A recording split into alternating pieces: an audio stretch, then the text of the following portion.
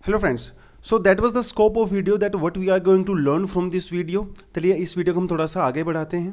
Functions of ecosystem हम लोग पहले ही कर चुके हैं। फंक्शन जो इकोसिस्टम के मेजर फंक्शंस होते हैं वो क्या क्या होते हैं। एनर्जी फ्लो, ठीक है। इकोसिस्टम के अंदर जो बायोटिक और एबायोटिक कंपोनेंट होते हैं उन वो आपस में इंटरेक्ट करते हैं और उनके बीच में एनर्जी फ्लो होता है। जब एक प्रोड्यूसर से लेकर टॉप कंज्यूमर होता है, जो एक दूसरे को कंज्यूम करते हैं एज अ फूड सोर्स, तो वो एनर्जी फ्लो करता है। उसके अंदर हमने दो चीज़ें पढ़ी थी, फूड चेन और फूड वेब। फूड चेन और फूड वेब कि कैसे फूड चेन और फूड वेब के थ्रू ये बीच आपस में इंटरेक्ट करते हैं, आपस में एक दूसरे को कंज्यूम करते हैं और कैसे उनके बीच में एनर्जी फ्लो होता है। तो इस एनर्जी फ्लो के रिगार्डिंग ही एक और बहुत ही इंपॉर्टेंट कॉन्सेप्ट है जिसे हम लोग बोलते हैं इकोलॉजिकल पिरामिड। जिसे हम लोग बोलते हैं इकोलॉजिकल पिरामिड। पिरामिड आपने देखे होंगे या कभी पिक्चर वगैरह देखी होगी, जो इजिप्ट के अंदर जो पिरामिड्स होते हैं, राइट। इस तरह की शेप उनकी रहती है पिरामिड्स की। वो नीचे से ब्रॉड होते हैं और जैसे जैसे ऊपर जाते हैं वो नैरो होते चले जाते हैं। That sort of pyramid. तो पिरामिड इसको इसलिए हम बोलते हैं क्योंकि इनकी जो शेप होती है वो थोड़ी सी पिरामिड के जैसी बनती है। तो इसमें एक बेस होता है और एक इसकी टिप होती है, ठीक है। एक बॉटम होता है और एक इसका टॉप होता है। तो इस तरह से हम लोग पिरामिड, और ये हमारे पिरामिड जो है हमारी फूड चेन के साथ डायरेक्टली रिलेटेड होते हैं। यानी कि फूड चेन के अंदर जो प्रोड्यूसर से और जो टॉप कार्निवोर होता है उसके बीच की जो जर्नी होती है, जो हमारे न्यूट्रेंट हैं जो वो प्रोड्यूसर से लेके टॉप कार्निवोर तक ट्रांसफ़र होते हैं बिटवीन दीज ट्रॉफिक लेवल्स, उस जर्नी को ही हम लोग जो हैं इस तरह से अगर रिप्रेजेंट करते हैं उसको ही हम लोग इकोलॉजिकल पिरामिड कहते हैं। तो इकोलॉजिकल पिरामिड आज हम लोग देखने वाले हैं कि क्या होता है क्या नहीं होता है। तो डिफरेंट जो ट्रॉफिक लेवल्स होते हैं हमारे, ठीक है, उनके बीच में एनर्जी कैसे ट्रांसफ़र करती है, न्यूट्रिएंट्स कैसे ट्रांसफ़र करते हैं, ठीक है, उसको ही अगर मैं जो रिप्रेजेंट करने का तरीका होता है उसको ही हम लोग इकोलॉजिकल पिरामिड बोलते हैं। तो एक स्ट्रक्चर होता है ये, ठीक है। इस स्ट्रक्चर में जो है हम लोग प्रोड्यूसर से लेके टॉप कार्निवोर तक जो है अपनी जर्नी को स्टार्ट करते हैं, अपनी जर्नी को पूरा करते हैं। अलग अलग ट्रॉफिक लेवल होते हैं हमारे पास, यू ऑलरेडी नो, ये ऑलरेडी मैं करवा चुका हूँ ट्रॉफिक लेवल आपसे अच्छी तरह से, ठीक है। यहाँ पे ये जो पिरामिड होता है इसमें आपने एक बात ध्यान देने वाली है। पिरामिड में हमेशा ही जो पिरामिड का बेस होगा उस पिरामिड के बेस में there would always be producers, जैसा कि स्लाइड में आप देख सकते हो। और जो पिरामिड का टॉप होगा यानी कि यहाँ पे जो टिप होती है, इस टिप में there would always be top carnivore. तो बेस में हमेशा प्रोड्यूसर होंगे और टॉप में जो है हमेशा हमारे टॉप कार्निवोर्स होंगे। So that is how this journey is going to be. तो ये चीज़ आपने बड़ा ध्यान से इसको देखना कि इस तरह की स्टेटमेंट वो डायरेक्टली एग्जाम में पूछ सकते हैं, which of the following statement is true about ecological pyramid. तो हमेशा आपसे वो बोल सकते हैं बेस में प्रोड्यूसर होंगे, टॉप में हमेशा कार्निवोर होंगे।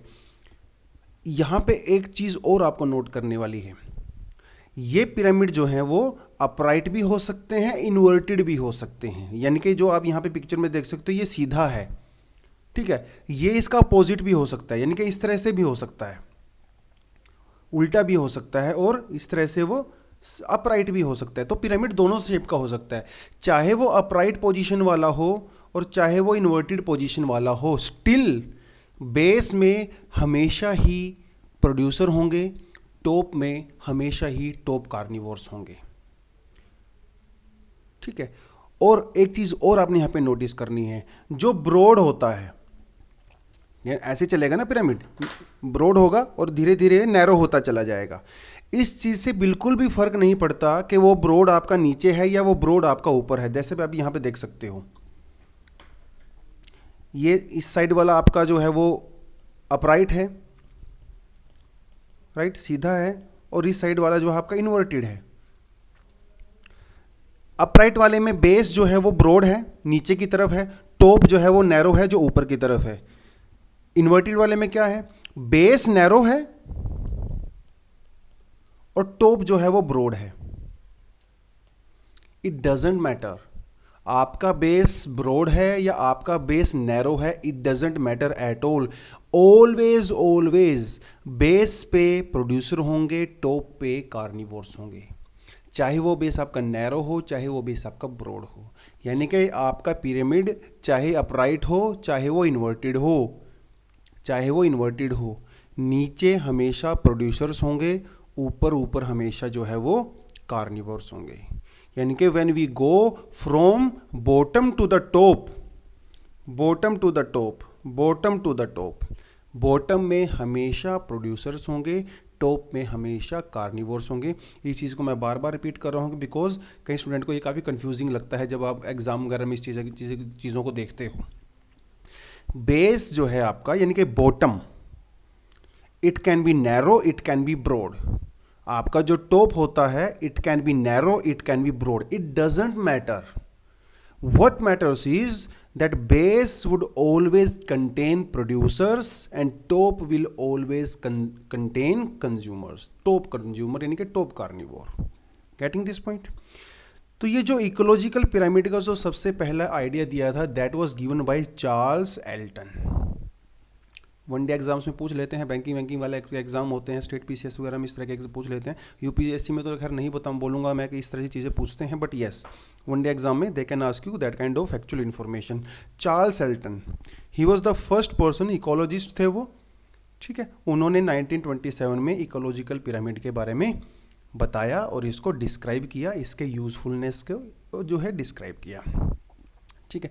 लास्ट में आप देख सकते हो यहाँ पे क्या लिखा हुआ है, लास्ट में लिखा हुआ है the base of ecological pyramid comprises of the producers followed by the primary secondary consumers and top जो है कार्निवोर।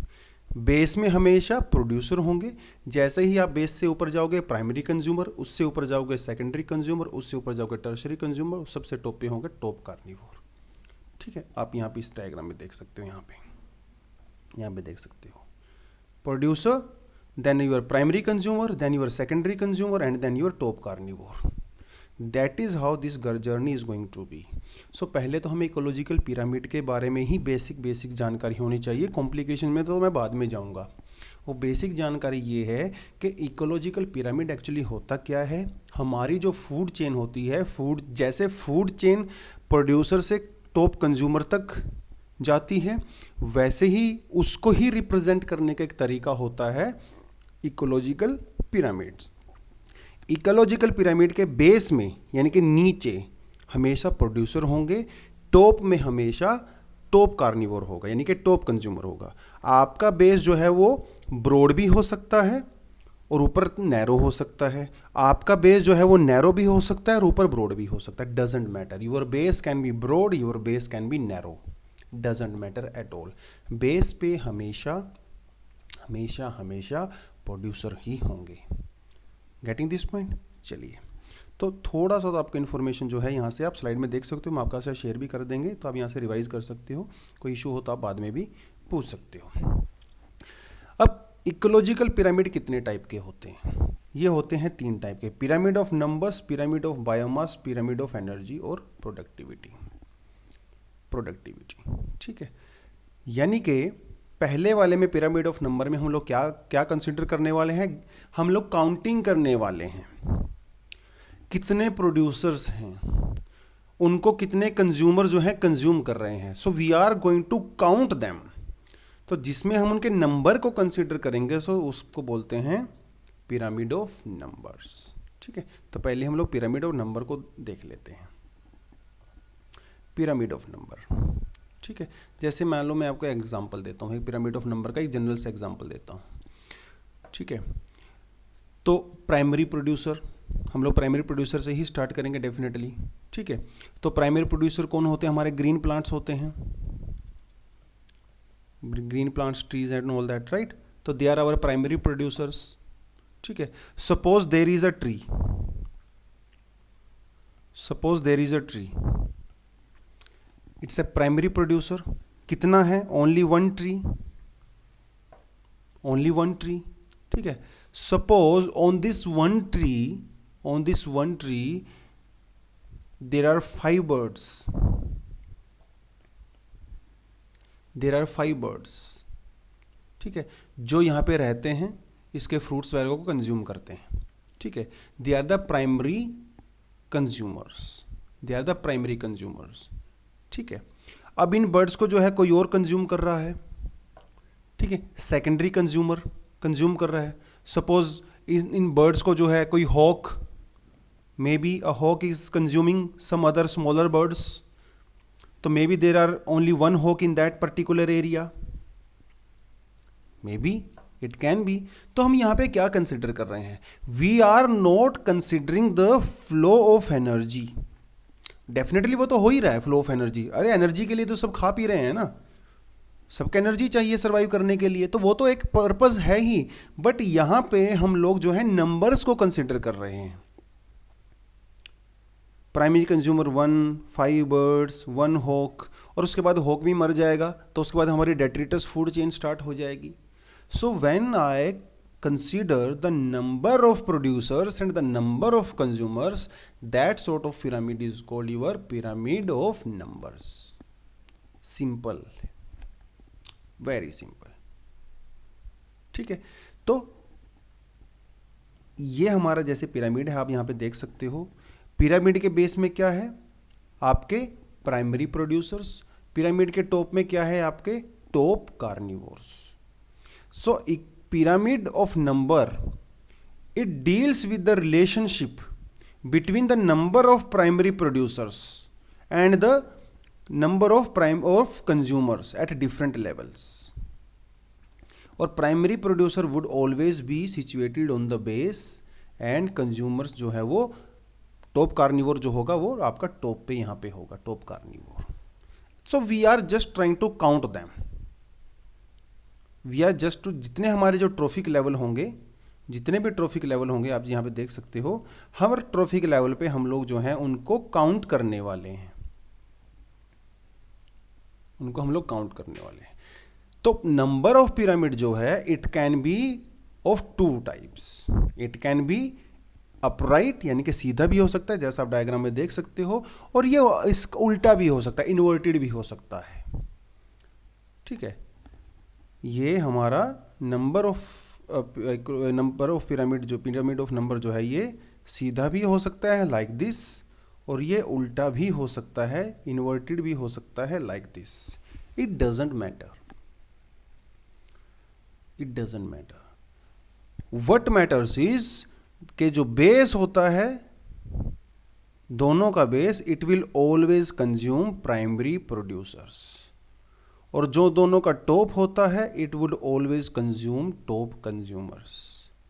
ये आपने ध्यान देना, इस चीज़ को बड़ा ध्यान से, बार बार रिपीट कर रहा हूँ क्योंकि यहाँ पे काफ़ी कन्फ्यूजन हो जाता है स्टूडेंट को। उन स्टूडेंट्स को लगता है कि जो नीचे ब्रॉड वाला पार्ट होता है ये हमेशा बेस होता है। नो, ऐसा ज़रूरी नहीं है। बेस का मतलब होता है जो बॉटम में है, base is equal to bottom, और आपका जो बॉटम है ये आपका ब्रॉड भी हो सकता है जैसा कि यहाँ पे देख सकते हो, ये आपका नैरो भी हो सकता है जैसा आप यहाँ पे देख सकते हो। थिंग इज कि आपके बेस पे हमेशा ही प्रोड्यूसर होंगे, जो सबसे पहला ट्रॉफिक लेवल होगा यहाँ पे हमेशा प्रोड्यूसर होंगे, और जो सबसे टॉप का ट्रॉफिक लेवल होगा यहाँ पे हमेशा ही टॉप कार्निवोर्स होंगे। Are you getting this point? It can be broad, it can be narrow, that is the underline, that is the thing which is most important here. यहाँ पे हमें कंफ्यूज नहीं होना है, चाहे वो आपका अपराइट वाला हो लेफ्ट साइड में जो है, चाहे वो आपका इन्वर्टेड वाला हो जो राइट साइड में है, इट डजेंट मैटर। नीचे हमेशा प्रोड्यूसर होंगे, ऊपर हमेशा कार्निवोर्स होंगे। So let's take an example of upright pyramid, pyramid of number which is upright, ये वाला पिरामिड ऑफ नंबर। नाम में ही इसका सजेशन दिया हुआ है कि हम किसको कंसिडर कर रहे हैं, we are going to consider the numbers of the producers and the numbers of the consumers at different trophic levels। तो हम उनको काउंट करने वाले हैं, यहाँ पे काउंट करने वाले हैं यहाँ पे, ठीक है। ये दोनों ही आप अपने डायग्राम में देख सकते हो, वो जो है अपराइट पिरामिड है, सीधे वाले पिरामिड है, इन्वर्टेड नहीं है। इन्वर्टेड को हम लोग करेंगे आगे, ठीक है। जैसा कि आप इस डायग्राम में देख सकते हो, बेस में हमारा जो है प्रोड्यूसर है वो तो हमेशा ही रहेगा, और ऊपर हमारा टॉप कार्निवोर है वो भी हमेशा ही रहेगा। सपोज करो कि आप जो है एक ग्रास लैंड है, आपके घर के आसपास या आपके सिटी में कोई पार्क है, कोई ग्रास लैंड है, ठीक है। तो ग्रास के तो जो छोटे छोटे जो हर्ब्स होती हैं, प्लांट्स होते हैं, they may be millions in numbers, millions हो सकते हैं, छोटे छोटे होते हैं, they can be millions in numbers, right. तो उनको तो काउंटिंग अगर करेंगे तो वी कैन से कि वो तो बहुत ज़्यादा है काउंटिंग में, ठीक है। सपोज करो, एक अपने एग्जांपल के लिए ले सकते हैं हम लोग कि there are 10,000 small plants of the grasses, छोटे छोटे हैं, 10,000 हैं, एक एग्जांपल के लिए मान के चलते हैं, ठीक है। अब ये भी एक बहुत कॉमन सेंस की बात है, बहुत कॉमन सेंस की बात है कि उस पार्क में, उस ग्रास लैंड में, उस ग्रास को कंज्यूम करने वाला जो ग्रास होपर होगा, ग्रास होपर, ठीक है, जो घास को कंज्यूम करेगा, डेफिनेटली वो 10,000 तो नहीं हो सकते, वो डेफिनेटली 10,000 तो नहीं हो सकते, डेफिनेटली वो 10,000 से कम होंगे, राइट। तो मे बी 10,000 जो हमारे ग्रास प्लांट्स हैं, may B there are 500 grasshoppers जो उनको कंज्यूम करते हैं, जो उनको कंज्यूम करते हैं, राइट। ग्रास होपर को कौन कंज्यूम करेगा? डेफिनेटली सेकेंडरी जो कंज्यूमर होगा, मे बी अ रैट, है ना, माउस। तो डेफिनेटली 500 ग्रास होपर को खाने के लिए 500 रैट तो नहीं हो सकते। ऐसा तो है नहीं कि एक ग्रास होपर को एक ही रैट खाएगा, भैया रैट तो ज्यादा कंज्यूम करेगा, रैट तो ज्यादा कंज्यूम करेगा ना, उसको एक से तो पेट नहीं भरने वाला है, वो एक से तो सर्वाइव नहीं कर सकता वो। तो दैट रैट और that mouse needs may be 2, 3, 4, 5 grasshoppers to survive. तो 500 के बराबर में 500 ग्रास रैट्स तो नहीं हो सकते। तो मे be two on the basis of these 500 rats there are 500 grasshoppers, maybe there are 50 mouse, 50 rats, ठीक है। हम देखो वहां जाके काउंटिंग तो नहीं कर रहे हैं, लेकिन हमें पता है कि ऐसा होगा, राइट। अब who will consume the rats? Definitely snake. अब 50 रैट्स को खाने के लिए 50 स्नेक्स तो नहीं हो सकते, बिकॉज जो स्नेक्स होते हैं उनको ज़्यादा एनर्जी की रिक्वायरमेंट होती है, ज़्यादा फूड की रिक्वायरमेंट होती है। तो we can easily assume that to consume these 50 rats may B there are 5 snakes, 4, 5, 2, 3, 10 snakes, but उनसे 50 से तो कम होगा, ये तो पक्की बात है, ठीक है। 5 स्नेक उस एरिया में रहते हैं, उस गार्डन में, उस पार्क में रहते हैं, ठीक है, जहाँ पे 10,000 जो है वो ग्रास हैं, छोटे छोटे प्लांट्स हैं, ठीक है। जहाँ पे 500 ग्रास हॉपर्स हैं, जहाँ पे 50 रैट्स हैं, 5 वहाँ पे स्नेक्स हैं। अब स्नेक्स को भी तो कोई कंज्यूम करेगा, ठीक है। कौन कंज्यूम करेगा स्नेक्स को? May be a hawk, may be a peacock. Peacock का बहुत फेवरेट फूड होता है स्नेक। पीकॉक इजिली जो है स्नेक को कंज्यूम कर सकता है। अब पीकॉक की बॉडी बड़ी है, उसका साइज बड़ा है, तो उसका एक स्नेक से तो पेट नहीं भरने वाला है। तो 1 peacock needs may be 3, 4, 5 snakes for the survival of their metabolism, their life. तो लेट्स अज्यूम कि 5 स्नेक्स को कंज्यूम करने के लिए there is only 1 peacock in that particular area. तो हमने यहाँ पे क्या किया? We have done a simple calculation, जिसमें हमने प्राइमरी प्रोड्यूसर्स को काउंट किया, उसके बाद प्राइमरी कंज्यूमर को काउंट किया, उसके बाद सेकेंडरी, टर्शरी और क्वार्टनरी कंज्यूमर को हम लोगों ने काउंट किया। हमने सिर्फ इनको काउंट किया है 10,555 और 1। तो इन नंबर्स को देख के हम इजीली बता सकते हैं कि जो बेस होगा यहाँ पे, बेस वुड बी ब्रॉड, और जो टिप होगी, tip would be narrow, tip would be narrow, right. Simple से हम लोग बता सकते हैं 10,000, 500, 50, 5 और 1। तो simple pyramid, it is upright pyramid, upright pyramid. नीचे क्या था आपका यहाँ पे? ग्रास होपर, रैट, स्नेक्स और your peacock, right. Simple upright pyramid of a grassland, simple upright pyramid of a grassland, ठीक है, ऐसे बनता है। तो व्हेन वी टेक और when we consider the number of producers and the number of consumers and according to their number when we try to arrange them from the base from the bottom to the top, from the bottom to the top, when we arrange them from high to low, from the producer to the consumer, that is just a ecological pyramid. जितने हमारे पास number आएंगे उसके according हम उसको adjust करेंगे और उसके बाद देखेंगे कि पिरामिड अपराइट है या इन्वर्टेड है। ये तो एग्जांपल हमारा जो है अपराइट का था, ठीक है, सिंपल। अभी एक पौंड का एग्जांपल लेते हैं, हम एक पौंड का एग्जाम्पल भी ले सकते हैं, ठीक है, सिंपल पौंड, सिंपल लेक और वाटर बॉडी कोई भी। तो just like your grass, water body के अंदर प्राइमरी प्रोड्यूसर्स कौन होते हैं? फाइटोप्लैंक्टन्स।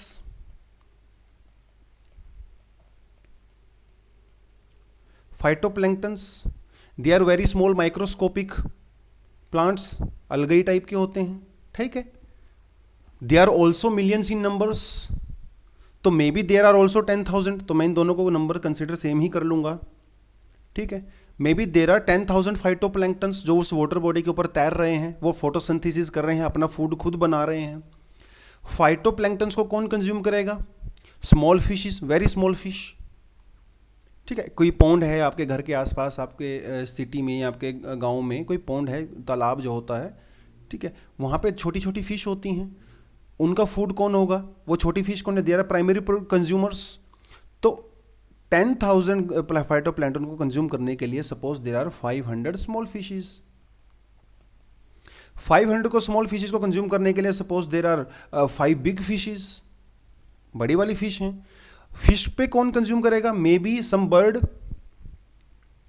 सम क्रेन्स और बगुले वगैरह होते हैं, है ना, तो वो हो सकता है उनको कंज्यूम करें, उन फिश को वो शिकार करें, उनको खाएं।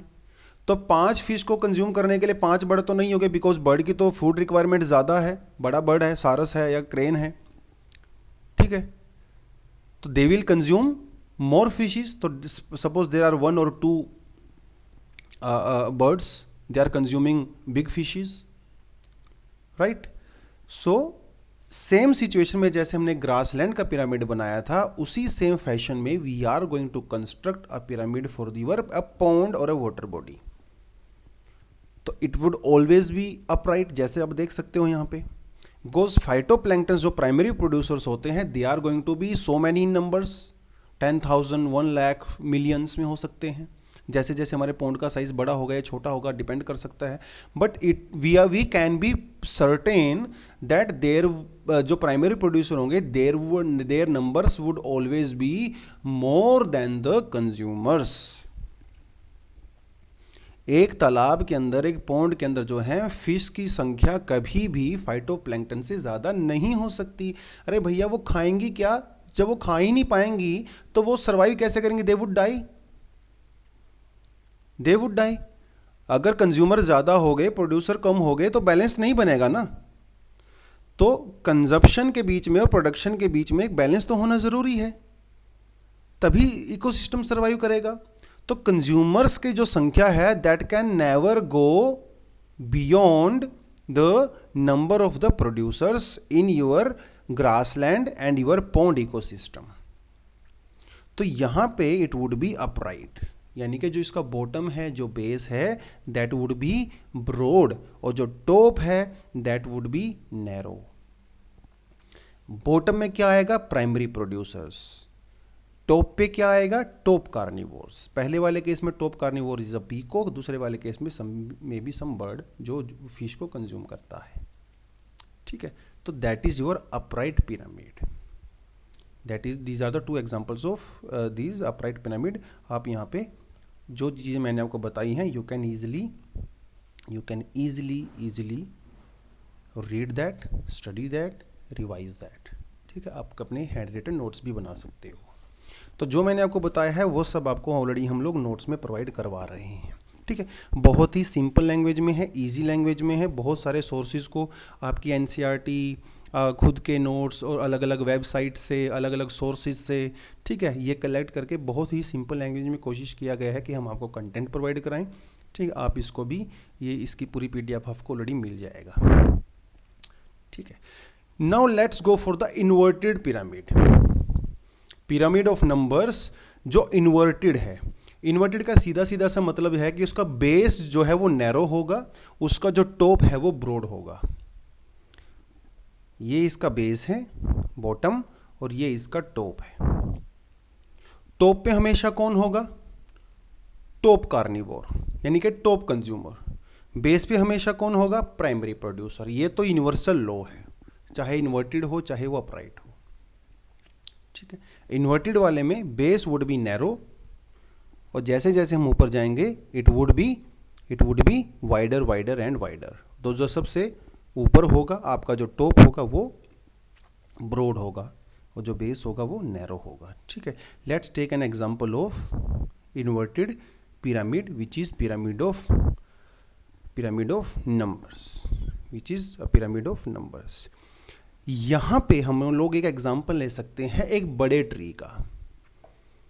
ग्रासलैंड का एग्जांपल नहीं लेंगे, ठीक है, ग्रासलैंड इकोसिस्टम, पॉन्ड इकोसिस्टम वो तो अपराइट था।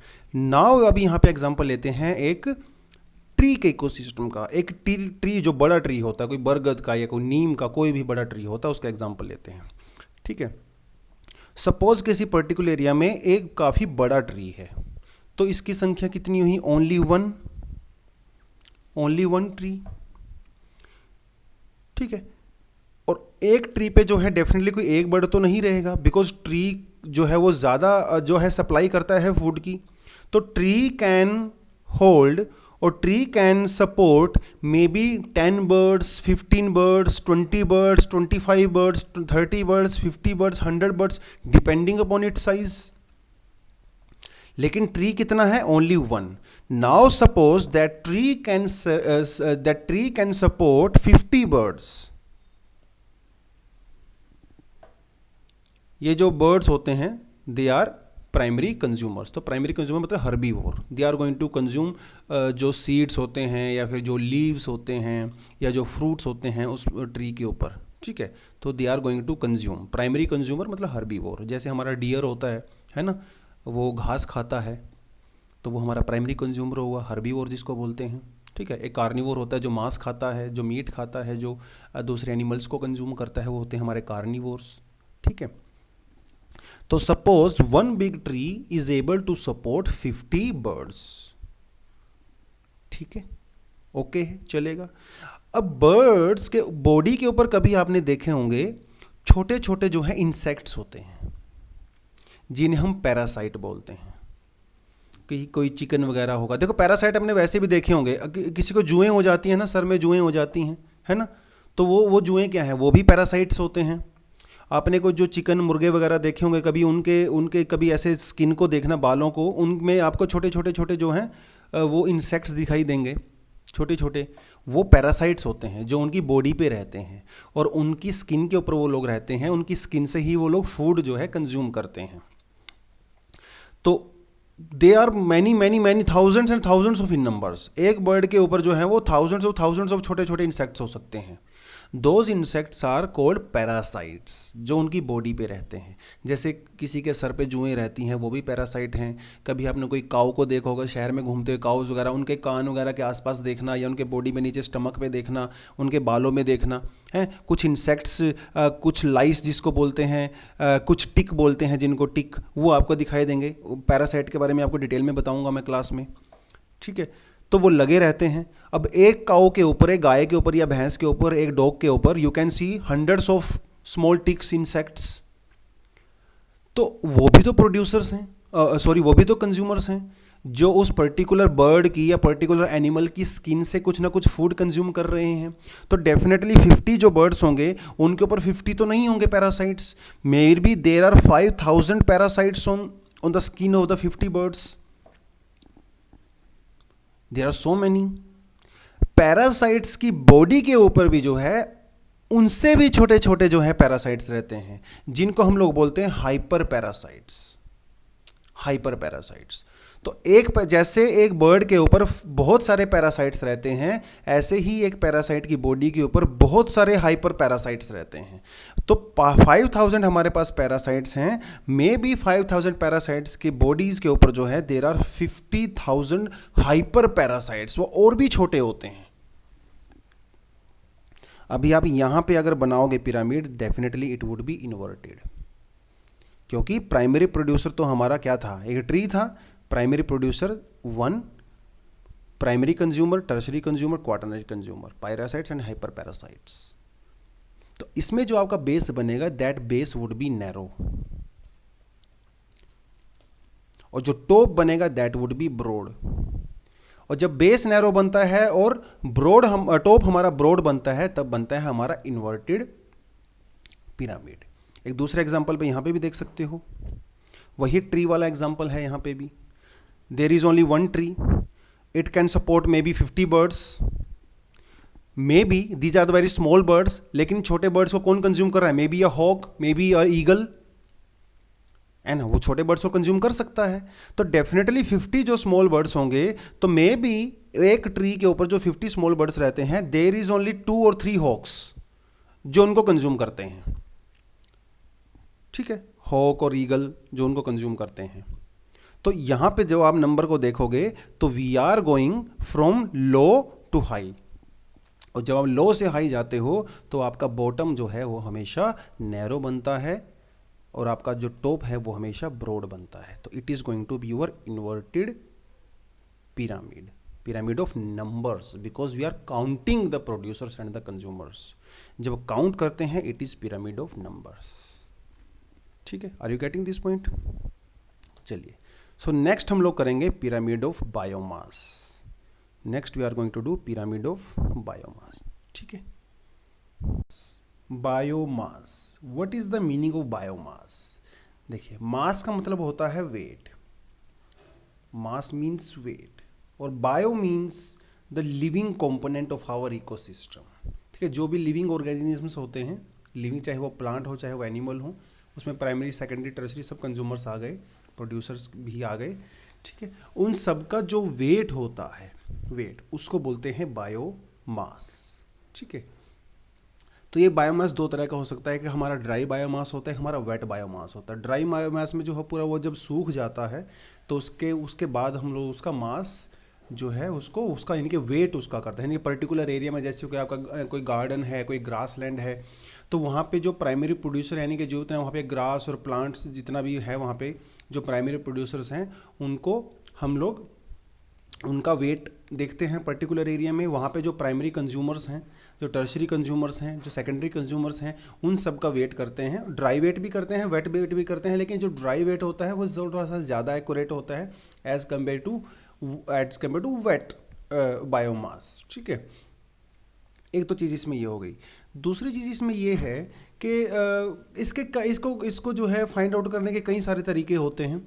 फाइंड आउट करने के कई सारे तरीके होते हैं, उतना हम ज़्यादा डिटेल में जाएंगे नहीं, बिकॉज वो बायोलॉजी और उसमें ज़्यादा हम लोग डिटेल में जाने की कोशिश ज़रूरत भी नहीं हम लोगों को।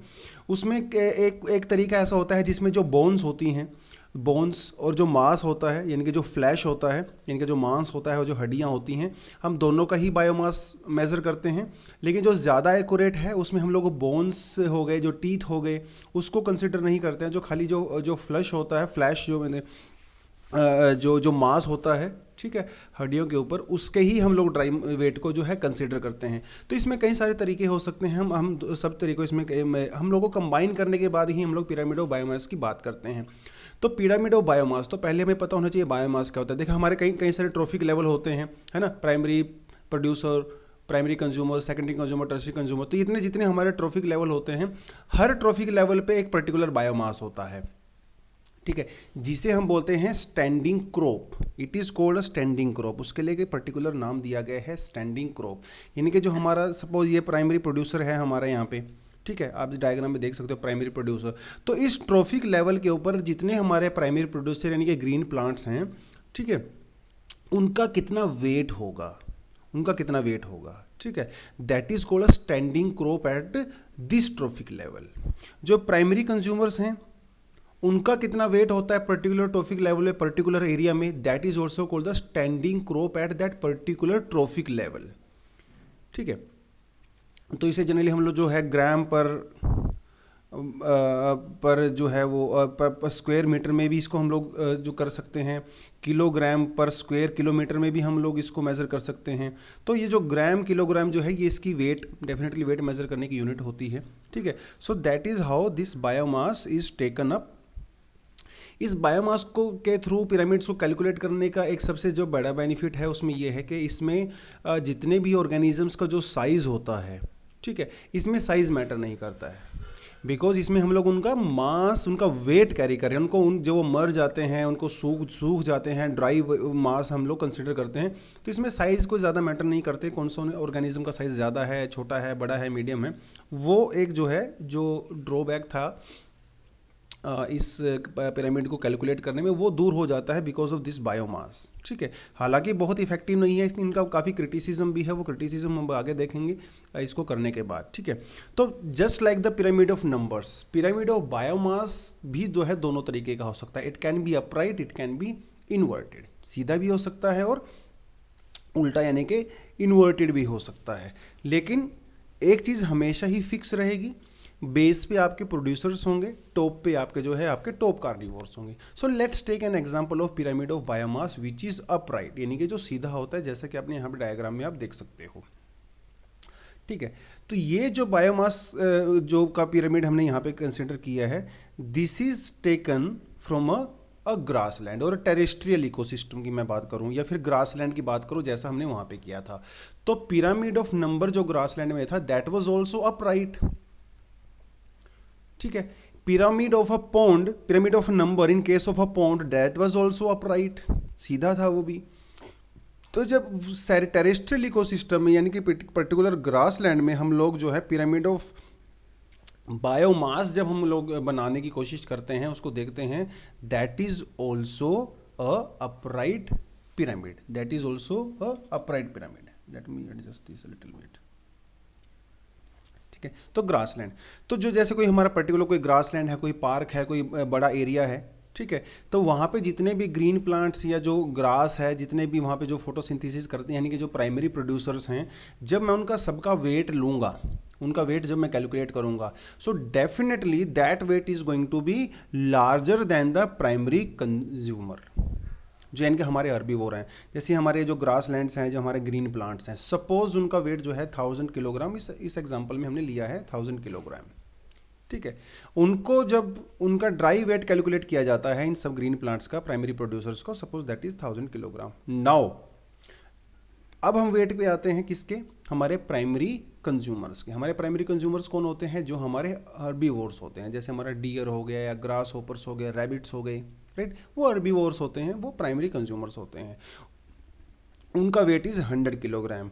Now these primary consumers are going to be consumed by primary carnivores. Primary carnivores यानी कि ये हमारा जो है प्राइमरी कंज्यूमर है, ये हमारा सेकेंडरी कंज्यूमर है। सेकेंडरी कंज्यूमर मतलब प्राइमरी कार्निवोर्स।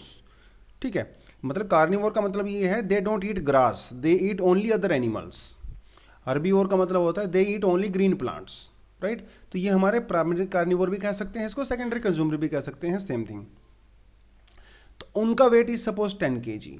अब उसको कंज्यूम करने के लिए जो है टॉप कार्निवोर होगा। देखिए मैं बड़े एरिया की बात कर रहा हूँ, I am talking about a very large area. ठीक है, लार्ज एरिया, तो एक लार्ज एरिया में वहाँ पे जितने प्लांट्स होंगे, जो हमारे ग्रीन प्लांट्स होंगे, ग्रासेस होंगे, जो पेड़ वेड़ होंगे, ठीक है, डेफिनेटली उनका जो वेट होगा, तो इतने बड़े एरिया में may B there is a one lion, और टॉप जो प्रीडेटर होता है वो एक ही होगा, या दो भी हो सकते हैं, तीन भी हो सकते हैं। लेकिन जब उनके वेट को मैं कंसिडर करूंगा तो all the time weight of the green plants it would be much much higher than the weight of the top carnivore. ठीक है, तो जब मैं वेट को कंसिडर करूंगा प्राइमरी कंज्यूमर से प्राइमरी प्रोड्यूसर से लेके टॉप कार्निवोर तक, ये जो है हमेशा ही डिक्रीज होगा। So when I grow from high weight to less weight, तो हमारा जो पिरामिड होगा ये बनेगा अपराइट, यानी कि you are going from the high to the low.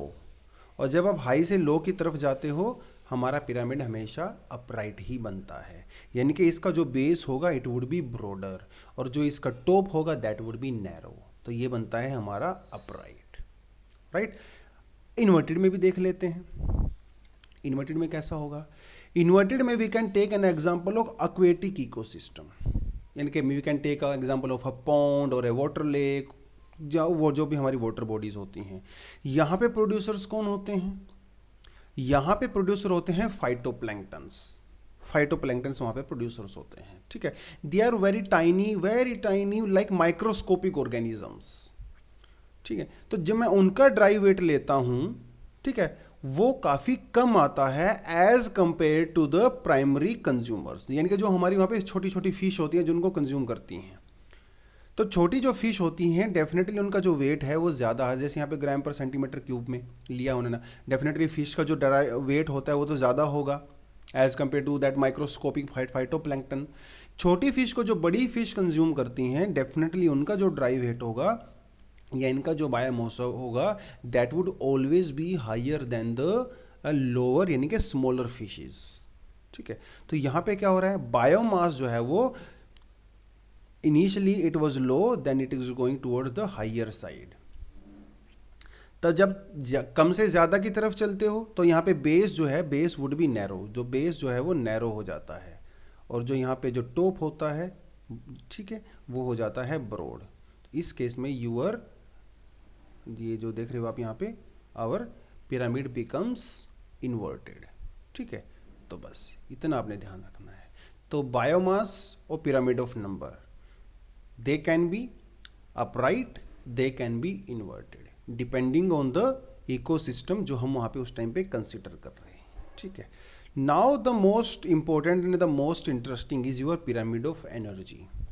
Pyramid of energy देखिए, अगर मैं कॉमन सेंस का यूज़ करूँ तो सिंपल सी बात है कि प्राइमरी सोर्स ऑफ एनर्जी क्या है, that is sunlight. Primary source of energy क्या है, दैट वो तो हमारी सनलाइट ही है, राइट। सनलाइट का यूज कौन करते हैं, प्राइमरी प्रोड्यूसर्स करते हैं, राइट। फोटोसिंथेसिस का यूज करते हैं ग्रीन प्लांट्स। तो जितनी, पहली बात तो सन से जितनी एनर्जी आती है अर्थ के ऊपर, उसमें से मोर देन 50% तो अर्थ जो है वापस रिफ्लेक्ट कर देती है। अगर मैं अपनी इजीनेस के लिए 50% भी कंसिडर करूं तो सन से जितनी भी एनर्जी आती है, जितनी सनलाइट आती है, उसका 50% जो है that is reflected back by atmosphere by earth, वो रिफ्लेक्ट चला जाता है। बचा 50%, उस 50% में भी only 1 to 2% is consumed by green plants for the photosynthesis. ऐसा तो है नहीं कि सन से जितनी एनर्जी अर्थ के ऊपर आती है वो सारी की सारी अब्जॉर्ब हो जाएगी, भैया सारी की सारी को ग्रीन प्लांट्स कंज्यूम कर लेंगे। No, it doesn't happen that वे।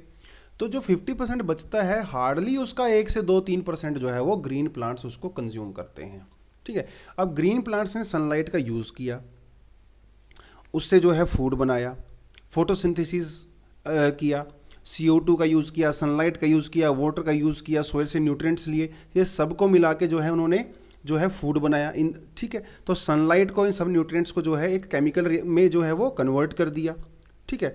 अब भैया जो ट्री होते हैं हमारे, जो ग्रीन प्लांट्स होते हैं, जितनी एनर्जी को वो कंज्यूम करेंगे उतनी एनर्जी को ही तो कन्वर्ट नहीं कर पाएंगे फूड में। डेफिनेटली कुछ को वो कन्वर्ट करेंगे, लेकिन सारी की सारी एनर्जी को ग्रीन प्लांट जो है वो जो है एनर्जी में सेव नहीं कर सकते हैं। Lots of energy is going to be lost in the atmosphere in the process of respiration, ठीक है।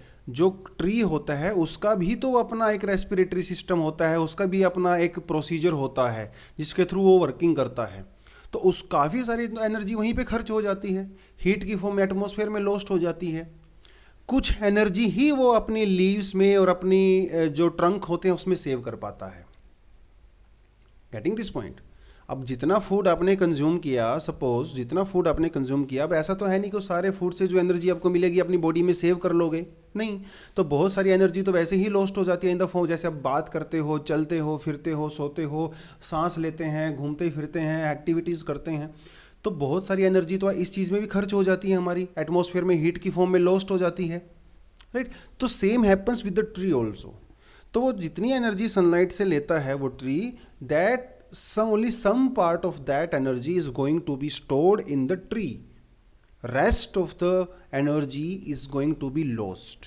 अब ट्री के पास जो है कुछ एनर्जी आ गया, ठीक है, जो उसने एब्जॉर्व कर लिया इन द अपने लीव्स में, अपने ट्रंक्स में, है ना, जड़ों वगैरह में उसने एनर्जी को कंज्यूम कर सेव कर लिया, एब्जॉर्व कर लिया. नाउ वो प्राइमरी प्रोड्यूसर्स हैं. अब जो ग्रास होपर्स हैं, जो रैबिट्स हैं, जो डियर्स हैं, जो एलिफेंट्स हैं, यानी कि जो हमारे अर्बीवोर्स होते हैं, ठीक है, शाकाहारी एनिमल जिनको बोलते हैं, उनको एनर्जी चाहिए सर्वाइव करने के लिए, जीने के लिए. तो भैया सबको एनर्जी चाहिए. वो एनर्जी कहाँ से लेंगे? Definitely they are going to consume that green plant और दैट ग्रास, उसको कंज्यूम करेंगे. तो वो सेम जो हमारा ग्रीन प्लांट था, जो प्राइमरी प्रोड्यूसर था, उसने जो एनर्जी एब्जॉर्व की थी अपने लीव्स में, अपने ट्रंक्स वगैरह में, अपनी ब्रांचेस वगैरह में, और those part of that tree are going to be consumed by the herbivores. ठीक है, डियर घास खाएगा, कोई पत्ता खाएगा, झाड़ी खाएगा, वो सब होगा. उसमें से कुछ एनर्जी जो है उसके पास चली गई. अब जब वो हमारे हर्बीवोर्स होते हैं तो डेफिनेटली जितना एनर्जी वो ट्रीज से लेंगे सारी की सारी तो अपने अंदर सेव नहीं कर सकते, तो वो भी काफ़ी सारी एनर्जी को जो है लॉस्ट कर देंगे, तो कुछ उनके पास बचेगा, राइट. तो जो ग्रीन प्लांट्स से जो है जो एनर्जी जो है, सपोज मैं यहाँ पे ग्रास का एग्जांपल ले रहा हूँ, तो that deer would save some energy, it will lose some energy. अब डियर को कौन कंज्यूम करेगा? It would be consumed by a lion, it was be consumed by lion. तो लायन भी सारी एनर्जी को तो सेव नहीं कर सकता, वो भी काफ़ी सारी एनर्जी रेस्पिरेटरी सिस्टम में, अपने मेटाबॉलिज्म में खर्च करेगा. तो that happens in that way. तो यानी कि जो फूड हम कंज्यूम करते हैं, है ना, we can consume vegetables, we can consume chicken और सम मीट. तो जितना एनर्जी मैं मीट या चिकन वेजिटेबल से रोटी खा के लेता हूँ, तो वो सारी की सारी एनर्जी मैं अपनी बॉडी में स्टोर नहीं कर सकता.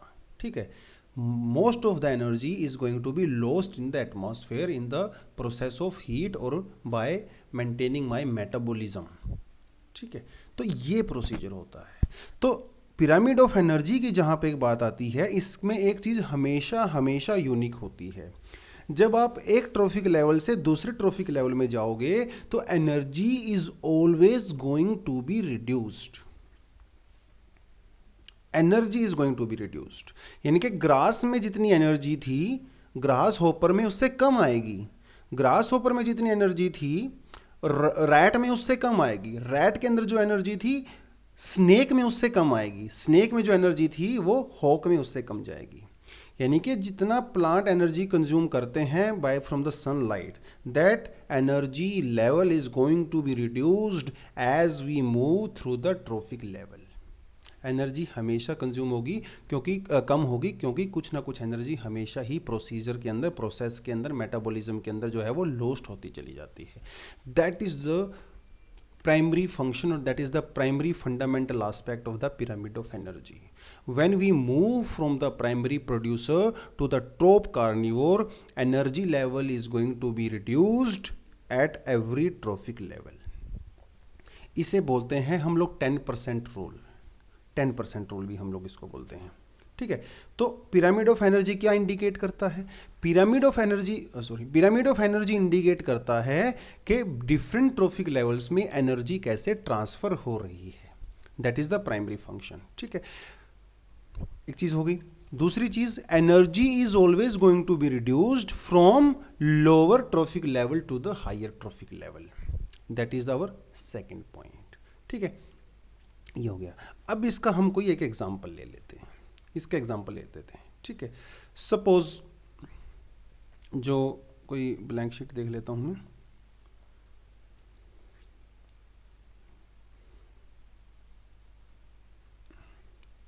सपोज हमारा जो ग्रीन प्लांट्स थे, ग्रीन प्लांट्स, सपोज किसी पर्टिकुलर एरिया में जो ग्रीन प्लांट हैं, green plants, suppose they received 10,000 calorie from the sun in the form of sunlight. उन्होंने को जो है 10,000 कैलोरी उन्होंने रिसीव किया.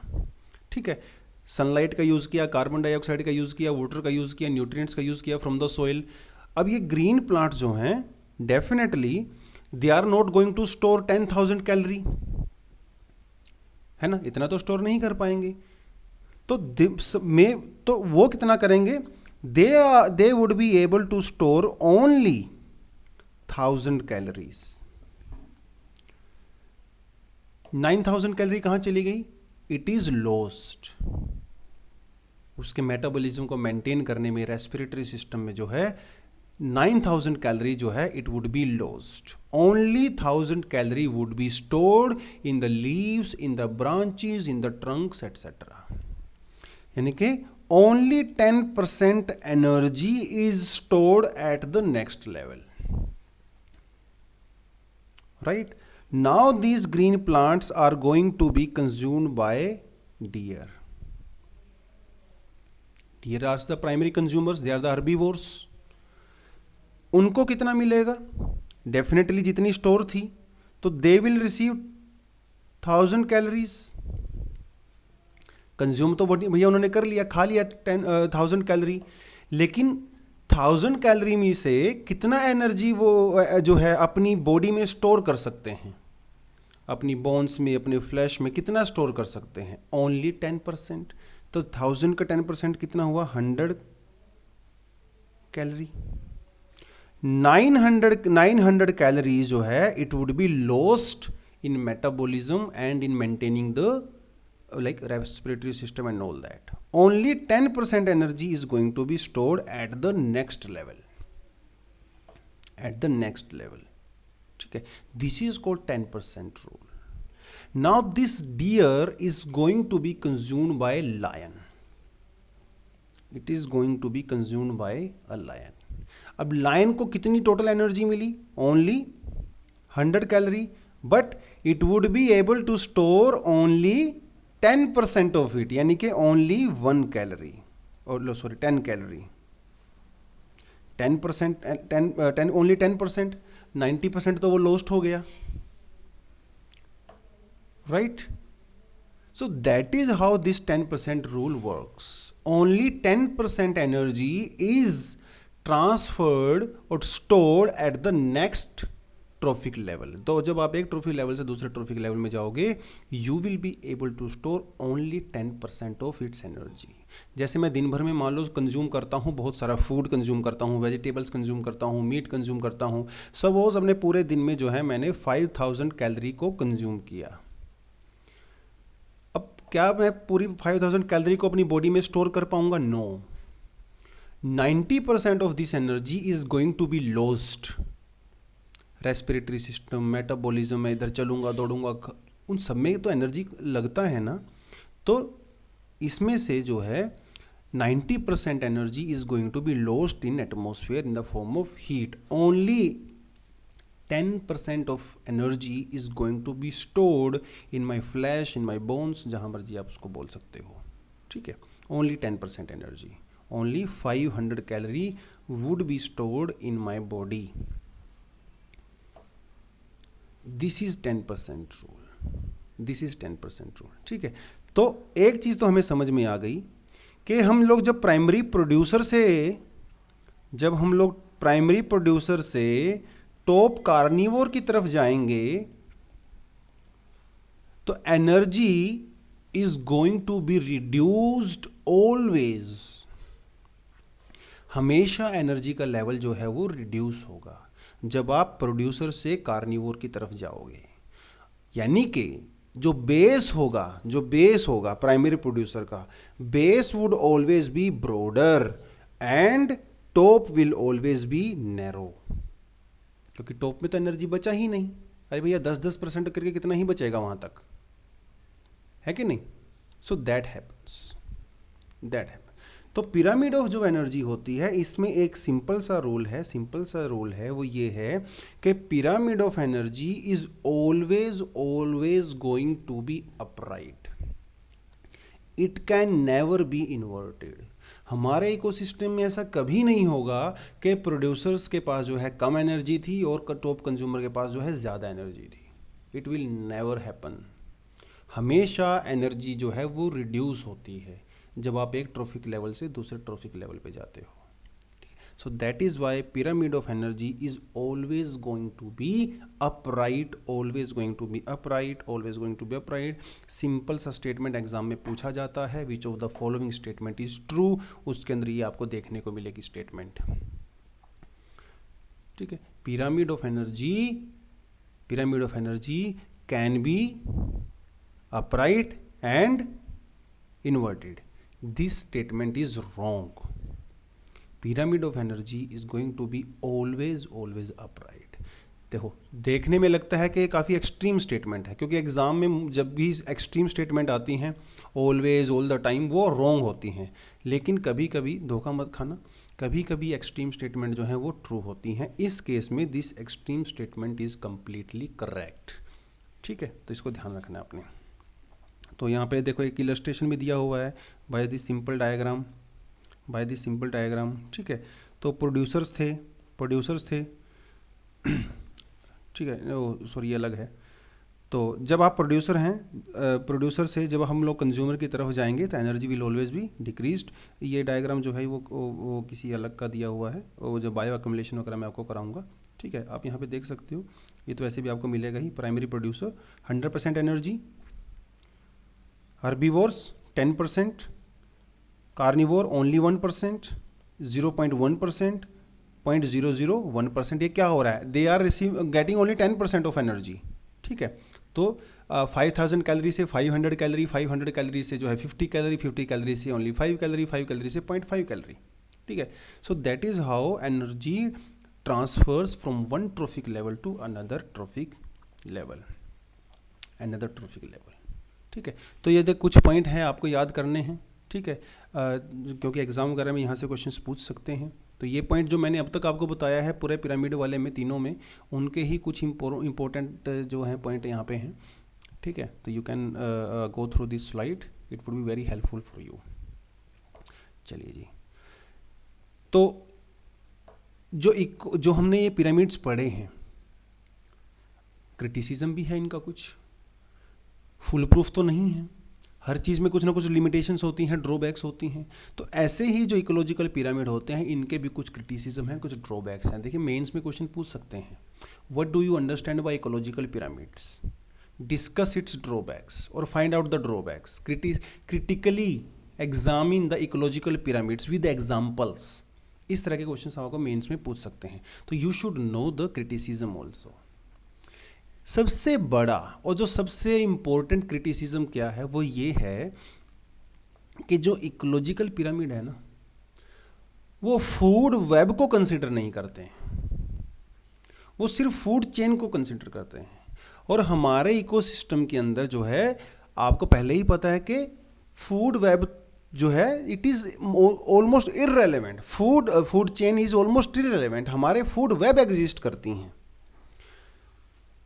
ठीक है, क्योंकि फूड चेन तो बहुत सिंपल है, it doesn't happen that way in our ecosystem. Food web जो है that is more complex and the exact representation of our ecosystem. लेकिन जो हमारे इकोलॉजिकल पिरामिड है ना, they represent only food chain, they do not represent food web.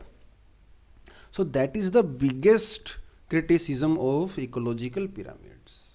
यानी कि जो चीज़ एग्जिस्ट करती है उसको तो आप रिप्रेजेंट कर नहीं रहे हो, और जो चीज़ एग्जिस्ट नहीं करती है उसको आप रिप्रेजेंट कर रहे हो।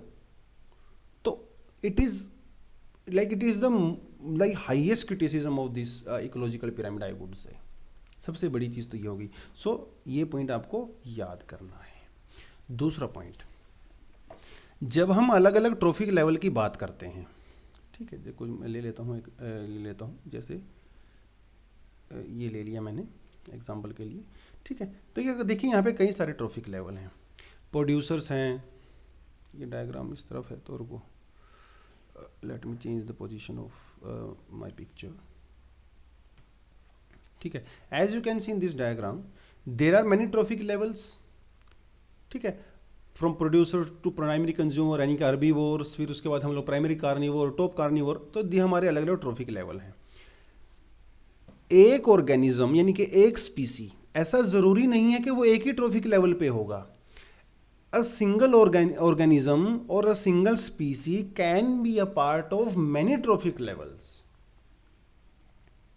Many trophic levels. जैसे सपोज यहाँ पे जो है हमारे ग्रीन प्लांट्स हैं, ग्रीन प्लांट्स, तो definitely they would have some seeds, seeds होंगे. Now these seeds are consumed by a, suppose these seeds are consumed by a parrot. तो पैरट क्या हुए, वो हमारे प्राइमरी कंज्यूमर हुए.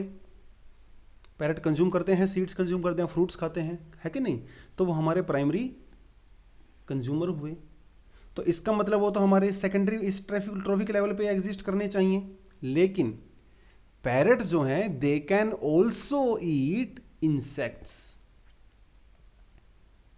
या कोई भी बर्ड, मैंने पैरट का एग्जांपल ले लिया है ना. There can be pigeons also. Pigeon जो है आपके गेहूं के दाने भी खाते हैं, यानी कि वो वेजिटेरियन भी खाते हैं और वो कीड़े भी खा लेते हैं. तो जब वो सेम पैरट जो है, सेम स्पीसी, जब वो सीड्स को कंज्यूम करेगा यानी कि ग्रीन प्लांट्स को कंज्यूम करेगा, it is considered primary consumer. और जो वो सेम स्पीसी जो है वो इंसेक्ट्स को कंज्यूम करेगा, दूसरे स्मॉलर एनिमल्स को कंज्यूम करेगा, that is consumed, that is assumed as a carnivore. तो सेम स्पीसी आपका हर्बीवोर वाली ट्रॉफिक लेवल पे भी हो सकता है और वह कार्निवोर वाली ट्रॉफिक लेवल पे भी हो सकता है. This is not considered in your ecological pyramids. Ecological pyramid में वो लोग क्या करते हैं, एक पर्टिकुलर स्पीसी को एक पर्टिकुलर ट्रॉफिक लेवल पे फिक्स कर देते हैं, but it doesn't happen that वे. एक सेम स्पीसी जो है वो अलग अलग ट्रॉफिक लेवल पे एक ही समय में एग्जिस्ट कर सकता है. जैसे बर्ड वाला कोई एग्जांपल मैंने आपको दिया है, ठीक है. जैसे आप कोई और एग्जांपल दे सकते हो, आप डॉग्स का एग्जांपल देख सकते हो, ठीक है. डॉग जो है वो रोटी भी खा सकते हैं, ठीक है, और वो जो है चूहा भी खा लेते हैं, ठीक है. कोई बर्ड हुआ, कोई पिजन्स हुए, स्पैरो हुई, चिड़िया जो होती है वो इंसेक्ट्स भी खा लेती है और वो सीड्स भी खा लेती है. तो single species can exist at different trophic levels at the same time. That is also not considered in your ecological pyramid. So this is also one of the criticism of it.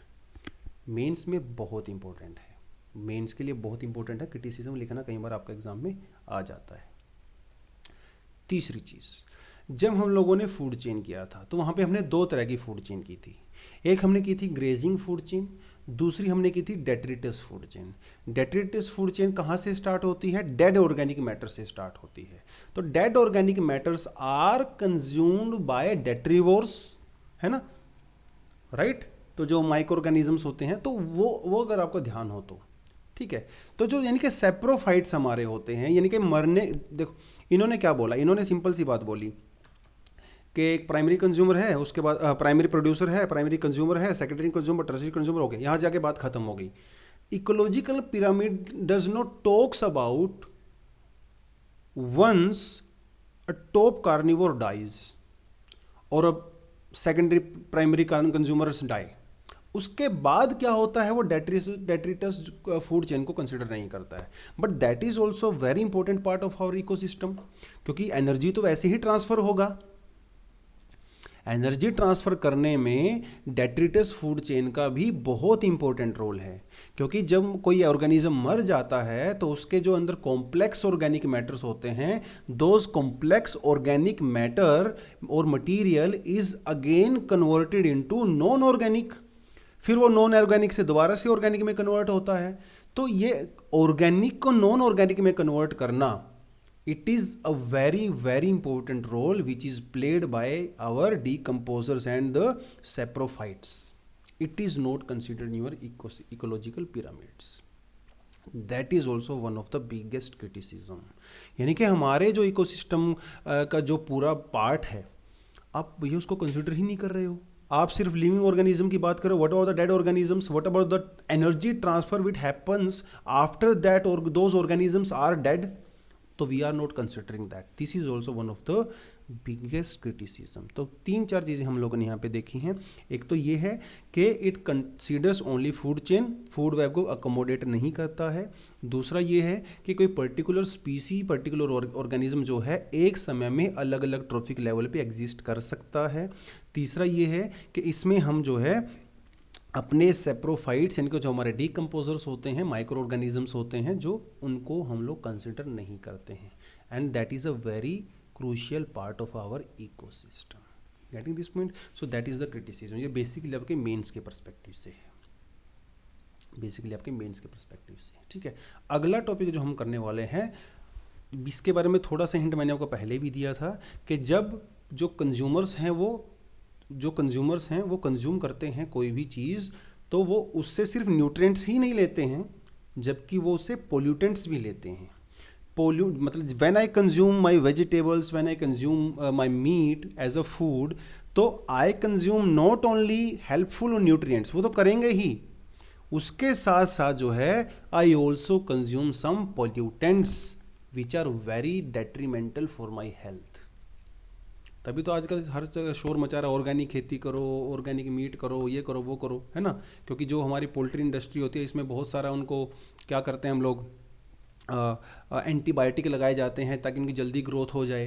तो antibiotic क्या करते हैं, बहुत नुकसान करते हैं। फिर उसी सेम चिकन को हम लोग कंज्यूम करते हैं या फिश को हम लोग कंज्यूम करते हैं, तो वो हमारी बॉडी में आ जाता है, जो हमारे लिए बहुत डेट्रीमेंटल होता है हमारी बायोलॉजिकल ग्रोथ के लिए, राइट।